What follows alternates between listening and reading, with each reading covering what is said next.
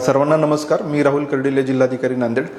आपल्याला सगळ्यांना माहिती आहे की पेट्रोल आणि डिझेल याचा तुटवडा नसतानाही अशी अफवा पसरवल्यामुळं पेट्रोल पंपांवर खूप मोठ्या प्रमाणावर गर्दी होती आणि आपल्या ज्या डेली आवक आहे त्याच्या 2 पट 2.5 पट पेट्रोल पंपांवर अतिरिक्त ताण येतोय. त्यामुळं साहजिकच लोकांमध्ये घबराट होते. परंतु मी सगळ्यांना सांगू इच्छितो की आपल्याला जी डेली आवश्यकता आहे याचा नियमित पुरवठा आहे, आपल्याकडे कुठलीही टंचाई नाही आहे. परंतु या सगळ्या गर्दीमुळं जे जेन्युइन लोक यांनाही ते पेट्रोल भेटत नाही आहे, डिझेल भेटत नाही आणि त्यामुळे त्यांच्यात विनाकारण त्याचा समज तयार होतोय. माझं सर्व नांदेडकरांना आव्हान आहे की कृपया आपण अनावश्यक पद्धतीने खरेदी करू नये. बऱ्याच ठिकाणी आपण मशागतीच्या कामांना तसा अवकाश असतानाही शेतकरी मंडळी मोठ्या प्रमाणात कॅन घेऊन या पद्धतीने पेट्रोल पंपावर येत आहेत.